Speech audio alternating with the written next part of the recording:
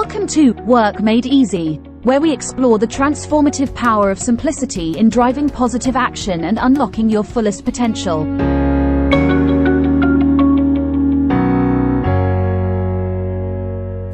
Hi, and welcome to another episode of Work Made Easy. I'm your host Parthajeet, and as always, we are here to explore stories and strategies that make our work lives simpler, more efficient, and definitely more enjoyable. So today we have with us Karen Plum, who's the Director of Research at AWA and is one of the senior-most workplace consultants in the UK. In our book, Work Made Easy, we featured the Plum model that Karen developed and used it as a pivot to write about the capacities of the human brain. By the way, if you'd like to get yourself a copy of the book, look for Work Made Easy by John Hofmeyer, Raj Krishnamurthy, and yours truly on Amazon. We'd love to hear what you think about it. Today, Karen is here to share a fascinating story about a flexible working pilot project she led. It's a story that highlights the importance of understanding different work styles and finding simple yet effective solutions to common workplace challenges. Now imagine a department of about 70 people split between project managers and software developers. The project managers, constantly on calls and engaging in spontaneous discussions, often found themselves at odds with the software developers who needed peace and quiet to focus on their coding. The tension between these two groups led to some rather dramatic incidents which Karen will speak about. Later on, I will break it down a bit and explore the learnings from the story. Without further ado, let's hear Karen's story and see how they managed to turn this challenging situation around with a surprisingly simple solution. I remember a flexible working pilot project that I did many years ago.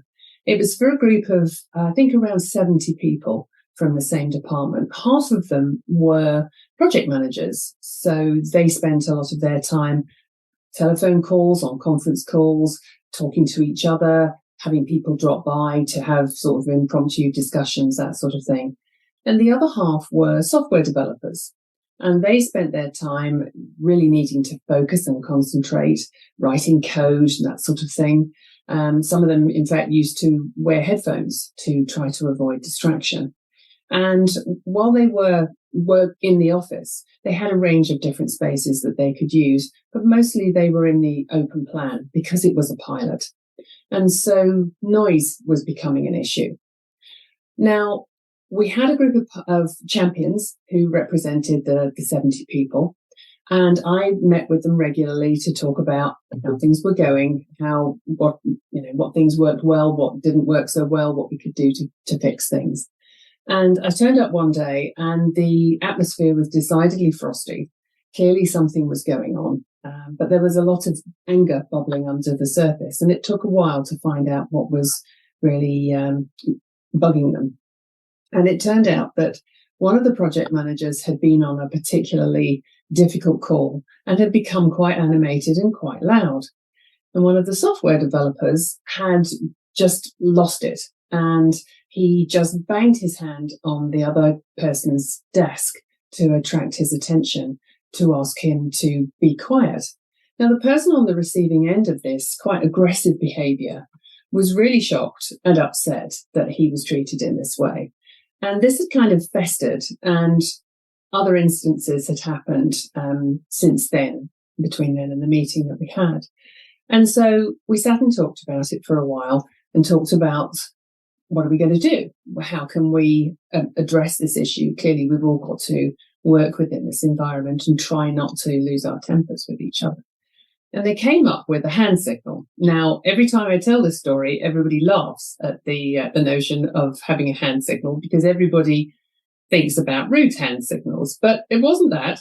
What they decided on was that they would try to attract the person's attention, and then they would just lower their hand to ask the person to dial it down a bit, to reduce the volume or the pitch of their voice, just to let them know that they were distracting other people. Because I think that's one of the important things, is that people don't always realise how loud they're becoming, because they're very engrossed in what they're doing. They're not intentionally trying to disturb other people or upset other people. So they decided that they would try this for a while, and it was quite successful. And I guess the key things are, if you're going to try to make things easier for people, you have to talk about them. You've got to let these things surface and then try to tackle them before anger takes over. Because once we get angry, it becomes really difficult to get past that anger and to be more reasonable. So the other thing was that, of course, it was their idea. It was no good me making suggestions. They had to come up with something that they could live with.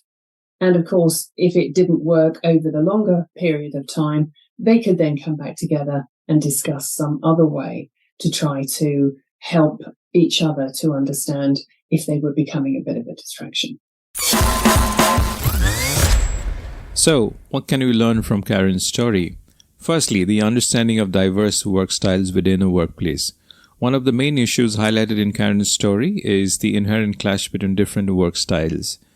Project managers thrive on interaction, constantly needing to be on calls and engaging in spontaneous discussions. On the other hand, software developers require peace and quiet to focus on their coding.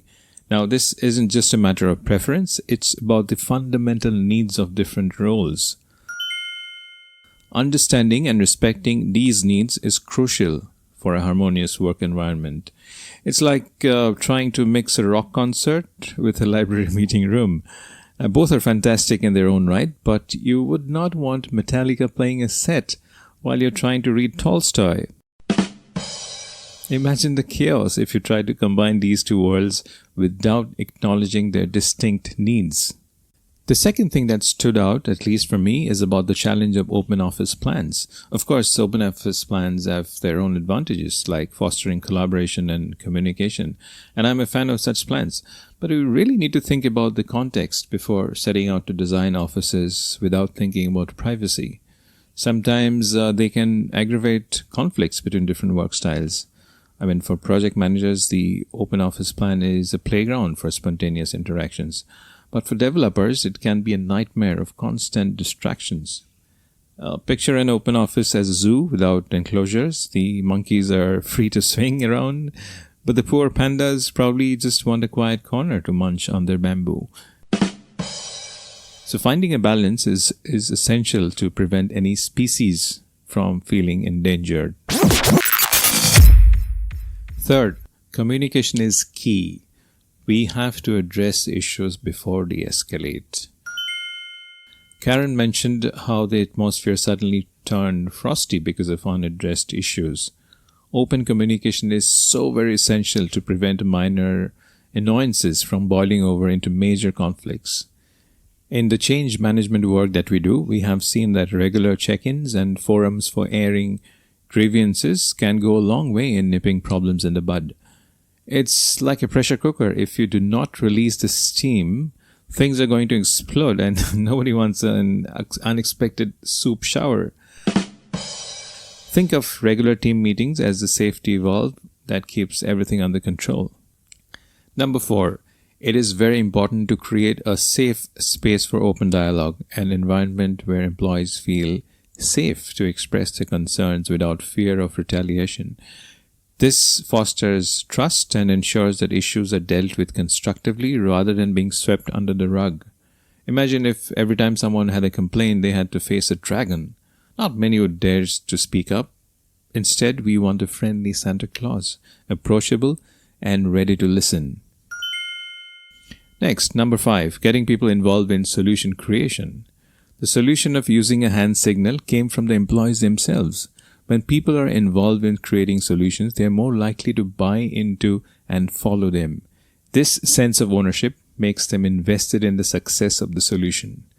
Also, empowering employees to come up with their own solutions fosters a sense of autonomy and responsibility. It shows that their opinions are valued and that they have the power to influence their work environment positively. The next thing which stood out at number 6 is about simplicity and practicality. Effective solutions don't have to be complex. The chosen hand signal was a simple, non-confrontational way to communicate. Sometimes the simplest ideas can yield the most significant results. It's like the workplace equivalent of a traffic light: green for go, red for stop, and no need to write an epic novel explaining it. Simple solutions often work best because they're easy to implement and understand. And I have often seen that there's a tendency to over-engineer solutions in the workplace, creating elaborate systems and processes. Sometimes these can really become cumbersome and impractical. A straightforward approach is usually more sustainable and user-friendly. Think of it as the difference between using a Swiss Army knife and a simple butter knife. Lastly, a point about continuous improvement. The team agreed to try the hand signal and reconvene if it did not work. This approach ensures that solutions evolve with the needs of the team. It's essential to regularly review and adjust strategies to ensure they remain effective. It's like a recipe in progress. If the first batch of cookies is a bit burnt, you tweak the temperature and try again, right? So the key is to keep experimenting and refining until you get it just right. And I think establishing feedback loops allows employees to voice their opinions on what's working and what's not. And this ongoing dialogue helps in fine-tuning the solutions and adapting to changing circumstances. To summarize, keep it simple and be open to continuous improvement. Making work easier does not always require a grand overhaul. Sometimes all it takes is a small, thoughtful gesture, like a simple hand signal, to create a more harmonious and productive workplace. That's all for today's episode of Work Made Easy.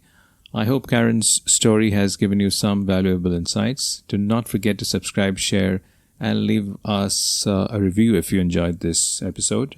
And by the way, if you wish to get your hands on a copy of the book, Work Made Easy, you'll find it on Amazon. Until next time, keep things simple, keep things relatable, and most importantly, keep things easy. Work Made Easy.